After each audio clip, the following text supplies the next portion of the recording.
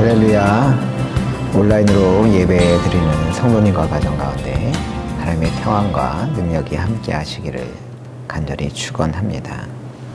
지난주 인생의 끝자락에 온 야곱이 나의 출생으로부터 지금까지 나를 기르신 하나님에 대한 이야기를 요셉과 그의 아들들에게 들려주었다고 했습니다. 야곱은 중요한 인생의 순간마다 찾아와 말씀하신 하나님을 찬양하며 요셉과 그의 자녀들이 그 하나님의 축복을 경험하길 기도했습니다. 그리고 얼마 지나지 않아 야곱은 세상을 떠나게 됩니다. 오늘 본문은 아버지 야곱의 장례를 마친 후 형제들 간에 벌어진 사건에 대한 이야기입니다. 15절 읽겠습니다. 요셉의 형제들이 그들의 아버지가 죽었음을 보고 말하되 요셉이 혹시 우리를 미워하여 우리가 그에게 행한 모든 악을 다 갚지나 아니할까 하고. 이게 무슨 말일까요? 왜 요셉의 형들은 요셉이 여전히 자신들을 미워하며 모든 악을 다 갚을 거라 생각했던 것일까요? 형들은 요셉의 진심을 믿을 수 없었던 겁니다. 지금까지 요셉이 형들에게 복수하지 않은 건 누가 살아계셨기 때문에, 아버지 야곱이 살아계셨기 때문에 복수하지 않은 것이라 여겼던 것입니다. 아버지가 살아계시는 동안은 하지 못했지만 이제 그 아버지가 돌아가셨으니 요셉에게 거칠 것이 무엇이겠나 싶은 마음이었던 것이죠. 그래서 형들은 요셉에게 17절과 같이 말을 전했습니다. 너희는 이같이 요셉에게 이르라. 내 형들이 내게 악을 행하였을지라도 이제 바라건대 그들의 허물과 죄를 용서하라 하셨나니 당신 아버지의 하나님의 종들인 우리 죄를 이제 용서하소서 하며 요셉이 그들이 그에게 하는 말을 들을 때에 울었더라. 형들은 요셉에게 무엇을 요청했습니까? 같은 아버지들의 형제들 아니냐. 그러니 자신들의 허물과 죄를 용서해 달라 요청했습니다. 그러자 요셉은 어떻게 반응했습니까? 울었다고 했습니다. 왜 울었겠습니까? 너무 속상해서 울었던 겁니다. 요셉은 이미 형들을 용서했는데 그 형들은 자신들이 아직 용서받지 못했다고 믿고 있었기 때문이었습니다. 그래서 형들은 어떻게 하느냐? 18절입니다. 그의 형들이 또 친히 와서 요셉의 앞에 엎드려 이르되 우리는 당신의 종들이니이다. 형들이 와서 요셉의 앞에 엎드리기까지 했습니다. 그러면서 우리는 당신의 뭐다? 종들이다 라고 말합니다. 아니, 요셉이 이미 용서한다 말하지 않았습니까? 용서한다고 했는데도 동생인 요셉에게 절하며 자신들이 종들이라고 말하다니 이거 너무한 것 아닙니까? 왜 이런 일이 벌어지느냐? 결국 요셉의 말을 믿지 못하는 불신이 이런 일을 초대했던 겁니다. 요셉이 아무리 진심을 다해 과거는 과거일 뿐이라고 말해도 형들은 아니야, 말은 저렇게 해도 분명 우리를 향한 다른 마음을 품고 있을 거야 라고 하는 잘못된 확신 가운데 있다 보니 이런 안타까운 일이 벌어지고 있는 겁니다. 그런데 바로 이런 불신의 모습이 누구의 모습이냐? 바로 우리의 모습일 수 있습니다. 분명 성경은 우리가 우리 죄를 자백하면 주님께서 우리의 모든 죄를 사해 주신다고 약속하셨습니다. 요한일서 1장 9절입니다. 만일 우리가 우리 죄를 자백하면 그는 미쁘시고 의로우사 우리 죄를 사하시며 우리를 모든 불의에서 깨끗하게 하실 것이요.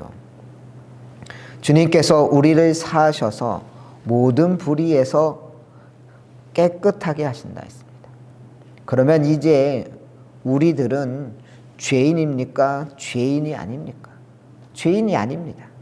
로마서 6장 6, 7절 말씀입니다. 우리가 알거니와 우리의 옛 사람이 예수와 함께 십자가에 못 박힌 것은 죄의 몸이 죽어 다시는 우리가 죄에게 종노릇 하지 아니하려 함이니 이는 죽은 자가 죄에서 벗어나 의롭다 하심을 얻었습니다. 이 구절을 통해 바울 사도 역시 말합니다. 십자가의 은혜를 통하여 우리는 죄에서 벗어나 의롭다 하심을 얻었다고 그렇게 분명히 말해주고 있습니다. 그러니 이제 우리는 앞으로 어떻게 살아야 하느냐 11절에 말합니다. 이와 같이 너희도 너희 자신을 죄에 대하여는 죽은 자요 그리스도 예수 안에서 하나님께 대하여는 살아있는 자로 여길지어다. 죄에 대하여 죽은 자요 하나님에 대해서는 살아있는 자로 여기라고 했습니다.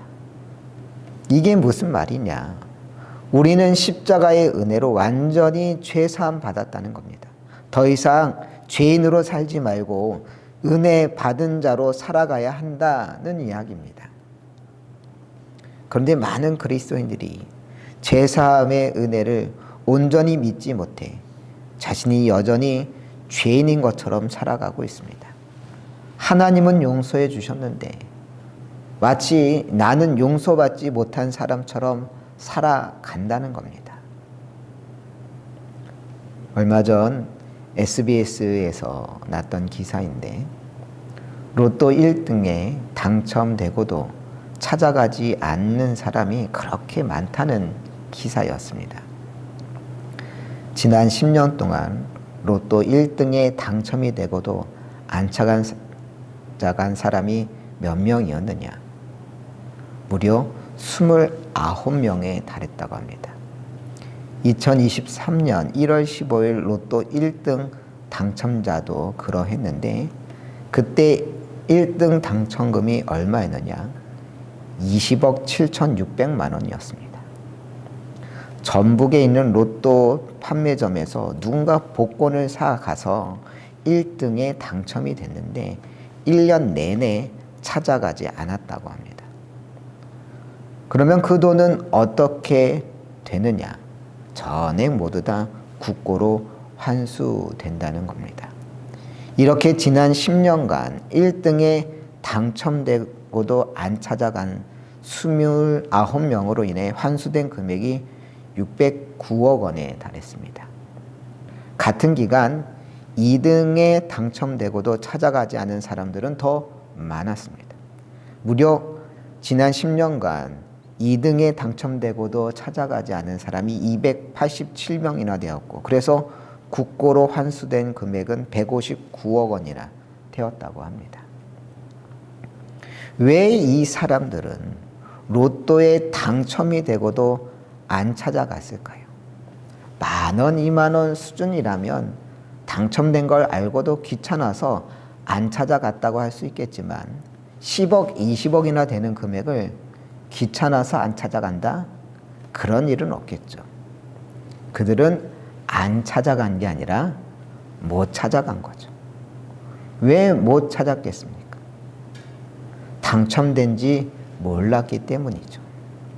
1등에 당첨된 것을 꿈꾸면서 로또 복권을 사놓고 막상 1등에 당첨되어 놓고도 자신이 당첨된지 모르다 보니 그 큰 금액을 못 찾아간 것입니다.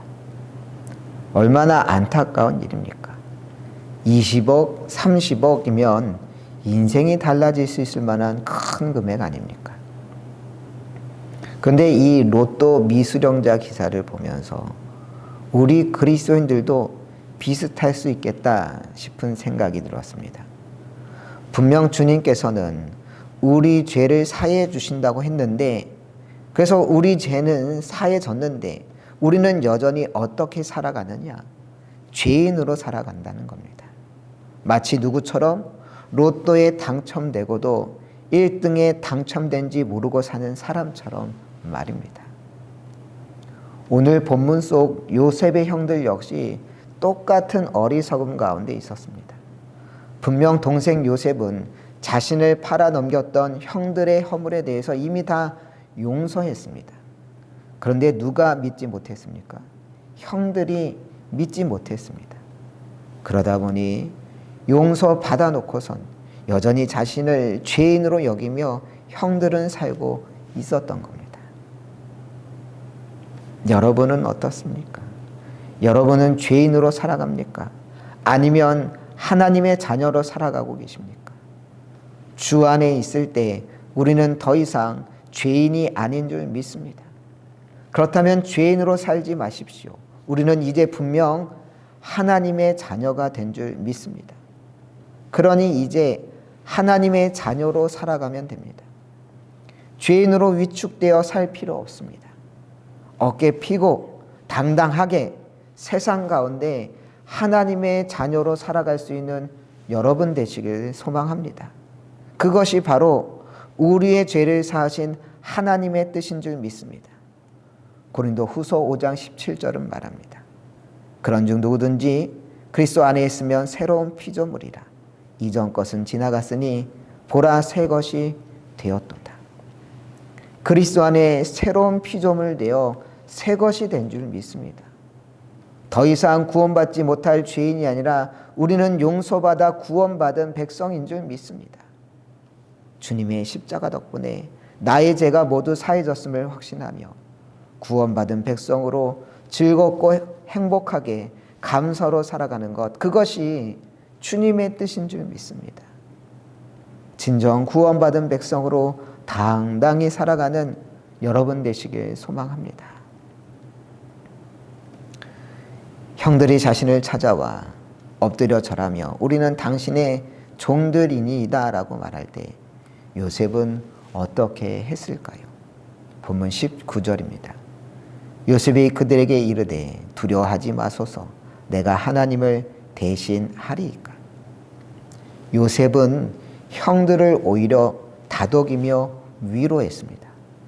왜 이렇게 하냐고, 두려워할 것이 없다고 하면서 내가 하나님을 대신하리이까 라고 말합니다. 이게 무슨 말일까요? 내가 하나님을 대신하리이까. 자신은 하나님이 아니기에 형들을 함부로 심판할 수 없다는 이야기입니다. 형들이 잘못이 있어 벌을 받아야 한다면 그건 하나님이 하실 일이지 요셉이 할 수 있는 영역의 일이 아니라는 뜻입니다. 그러면서 20절과 같이 말합니다. 당신들은 나를 해하려 하였으나 하나님은 그것을 선으로 바꾸사 오늘과 같이 많은 백성의 생명을 구원하게 하시려 하셨나니.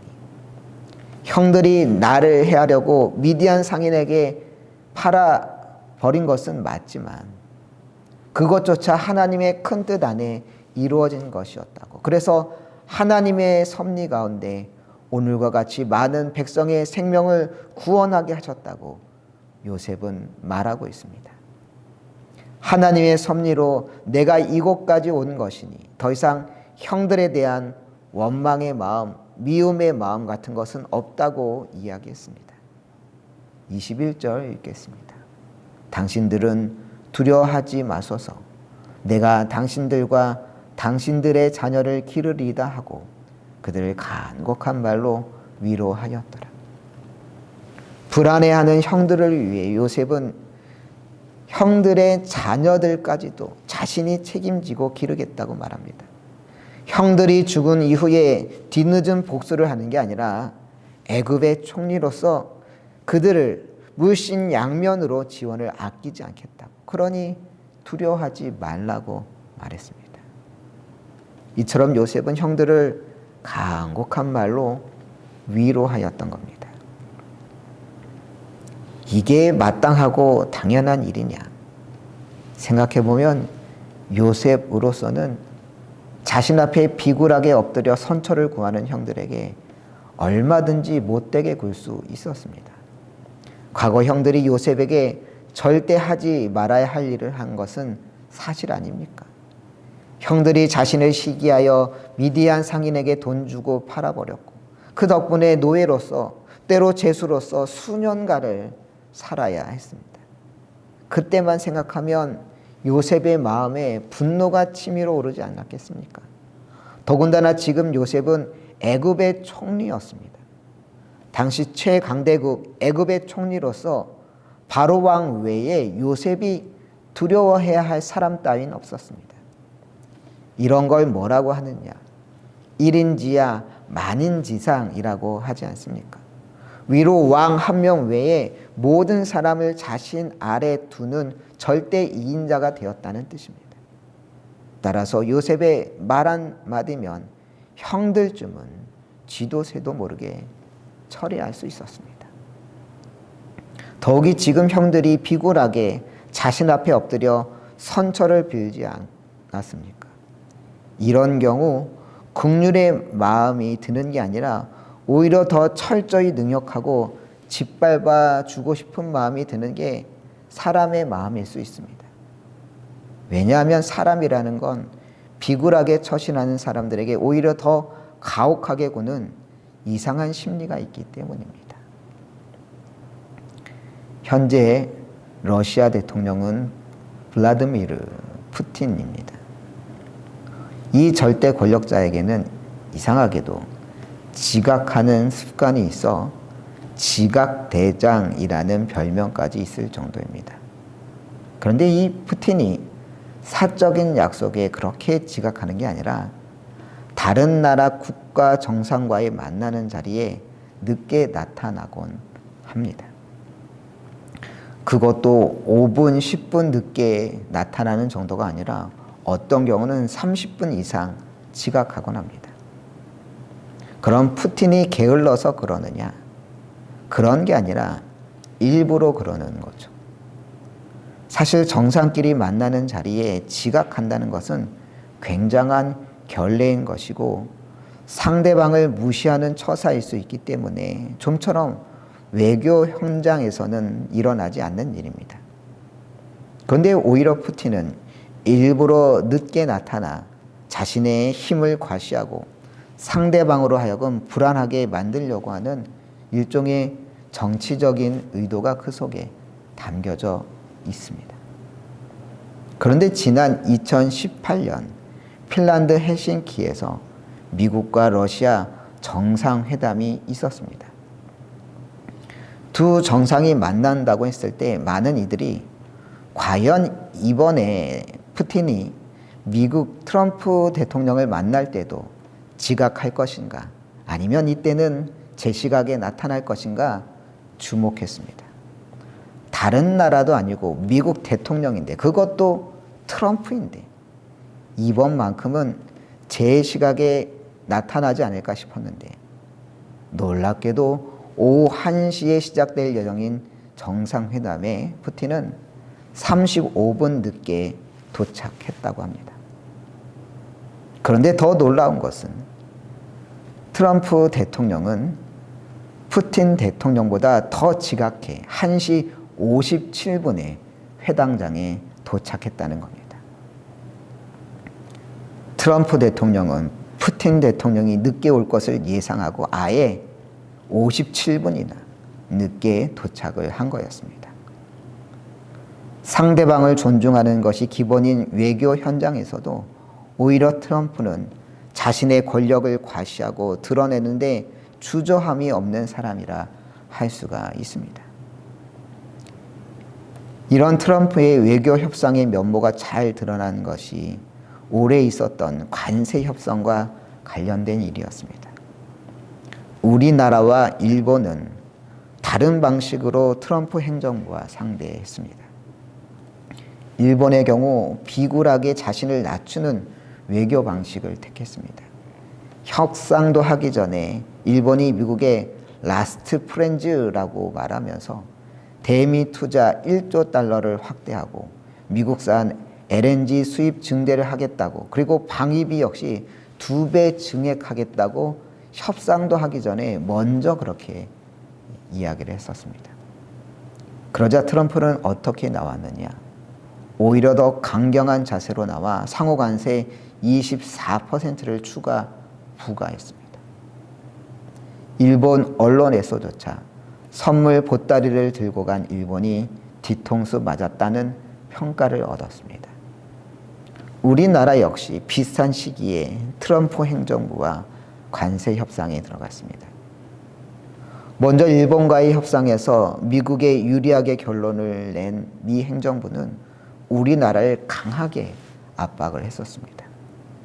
하지만 우리나라 정부에는 국익을 최우선으로 고려하여 한국 경제에 불리한 조건이라면 미국과의 협상에 서명하지 않겠다는 강경한 입장을 지속적으로 밝혔습니다. 이러한 정부의 강경한 태도로 사실 협상은 한동안 교착 상태에 빠졌었습니다. 타국에 대해 무례한 일들을 일삼던 트럼프 대통령이 과연 어떻게 나올지 예상이 안 되었기 때문에 여러 우려의 목소리가 나오기도 했습니다. 그런데 이런 외교 태도가 오히려 트럼프와 잘 맞았나 봅니다. 왜냐하면 트럼프는 자신이 상대할 만한 실력 있는 자에게는 긍정적으로 인정해주는 태도를 보이기 때문이었습니다. 결국 우리나라는 미국과의 관세 협정에서 일본보다 더 유리한 안전장치를 확보하며 외신뿐만 아니라 일본 내에서도 한국이 더 성공적이었다라고 하는 평가를 이끌어내었습니다. 왜 이런 이야기를 하느냐? 이게 흔히 세상의 태도라는 것입니다. 세상에서는 비굴한 자에게 관용을 베풀지 않습니다. 오히려 철저히 무시하고 더 가혹하게 대하곤 합니다. 그러기에 오늘 본문 속 요셉의 태도는 결코 일반적인 태도라 보기 어렵습니다. 형들은 자신의 목숨이라도 살려달라고 비굴하게 동생 앞에 무릎을 꿇었습니다. 하지만 두려워하지 말라고 말하며 형들을 안심시키고 자녀들까지 자신이 책임지겠다는 말로 요셉은 위로하였습니다. 어떻게 그럴 수 있었을까요? 요셉이 바로 주님의 마음을 품었기 때문입니다. 빌립보서 2장 2절로 5절입니다. 마음을 같이하여 같은 사랑을 가지고 뜻을 합하여 한 마음을 품어 아무 일에든지 다툼이나 허영으로 하지 말고 오직 겸손한 마음으로 각각 자기보다 남을 낮게 여기고 각각 자기 일을 돌볼 뿐더러 또한 각각 다른 사람의 일을 돌보아 나의 기쁨을 충만하게 하라. 너희 안에 이 마음을 품으라. 곧 그리스도 예수의 마음이니. 마음을 같이하여 사랑을 가지고 겸손한 마음으로 남을 낮게 여기며 형들의 자녀까지 돌보려 했었던 것입니다. 왜냐? 이것이 바로 주님께서 품길 원하시는 주님의 마음이었기 때문이었습니다. 이제 둘째 아이가 중학교를 졸업하고 고등학교에 입학합니다. 둘째 아이는 어렸을 때부터 미술의 재능을 보였고 중학교 내내 미술 학원을 다녔습니다. 그런데 얼마 전 다니던 미술 학원에서 연락이 왔습니다. 이제 고등학교에 올라가니 내년부터는 입시 미술을 해야 한다는 거였습니다. 입시 미술이란 취미로 하는 미술이 아니라 대학 입시를 준비하는 본격적인 미술 지도를 가리키는 듯 했습니다.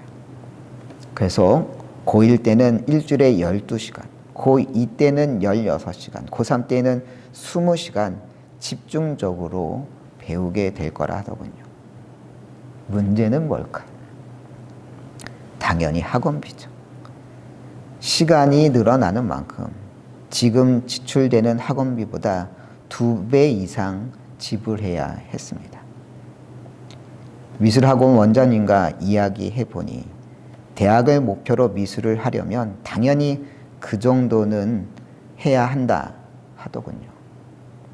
이야기를 듣고 가장 먼저 들었던 생각은 이 학원비를 어떻게 해야 하는 걱정이었습니다.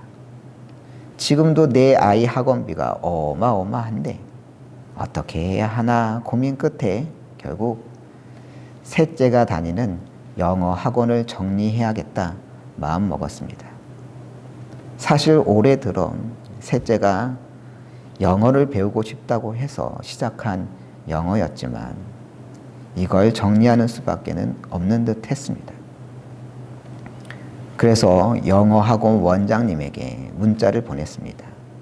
언니 학원 관계로 예린이는 영어 학원을 올해까지만 보내고 내년에는 쉬어야 할 것 같아요. 그랬더니 바로 전화가 오더군요. 아버님, 예린이가 지금 너무 열심히 하고 친구들과도 재밌게 다니고 있는데 지금 학원을 그만두는 건 아쉬운 일 같아요. 언니 학원 때문에 그런다고 하셨는데 혹시 다른 이유는 없을까요? 이런 이야기를 듣는데 마음이 불편했습니다. 셋째가 계속 영어 학원 다니고 싶어 한다는 걸 왜 모르겠습니까? 하지만 어쩔 수 없어 그만두게 하는 게 제 입장이라고. 그렇다고 제 마음이 편할 리 없지 않겠습니까? 그러다 보니 제 마음속에 어떤 생각이 들었느냐. 아니, 학교 교사도 아니고 돈 받고 아이들 가르치는 학원 원장 아니야. 이미 끝난 일인데 왜 날 자꾸 설득하려고 하지? 그런 마음이 들어 저기요, 절 설득하려 하지 마시고 이미 결정난 일이니 그저 알려드리려고 한 거예요. 이렇게 이야기하자 원장님은 네, 알겠습니다. 추후에라도 기회가 되면 다시 보내주세요 라고 하면서 통화는 끝났습니다. 그렇게 통화가 끝나고 나자 계속 마음이 찜찜한 겁니다. 그런 마음으로 그날이 마침 수요일이라 수요 성경 공부를 준비하고 있었는데 준비하다가 말씀 한 구절이 눈에 확 들어왔습니다. 골로새서 3장 23절 말씀이었는데 함께 읽어보도록 합니다. 무슨 일을 하든지 마음을 다하여 주께 하듯 하고 사람에게 하듯 하지 말라. 무슨 일을 하든 어떤 마음으로 하라고요? 주께 하듯 하고 사람에게 하듯 하지 말라.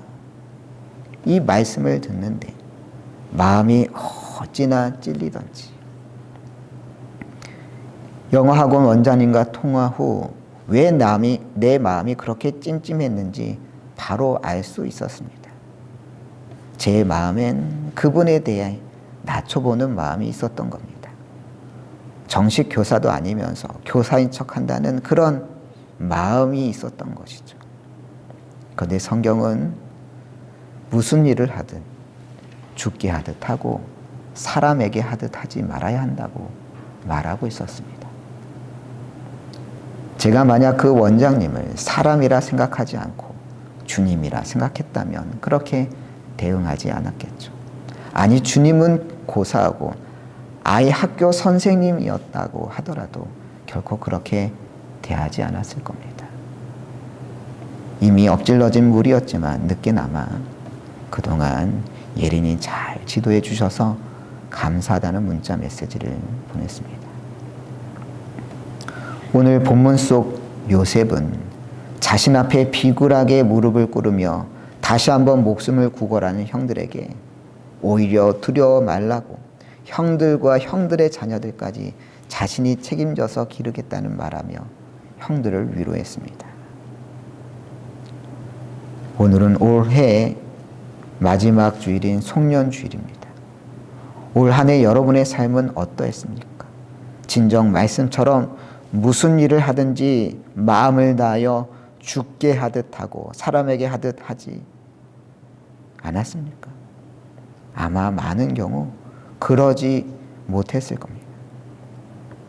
중요한 것은 새해를 맞이하는 우리의 다짐 아니겠습니까? 특별히 내년 우리 교회 표어는 우리는 그리스도의 편지입니다. 진정 우리가 주님의 마음을 품고 살아 그리스도의 편지가 되어 세상에 좋은 소식이 되는 여러분들 되시길 간절히 축원합니다.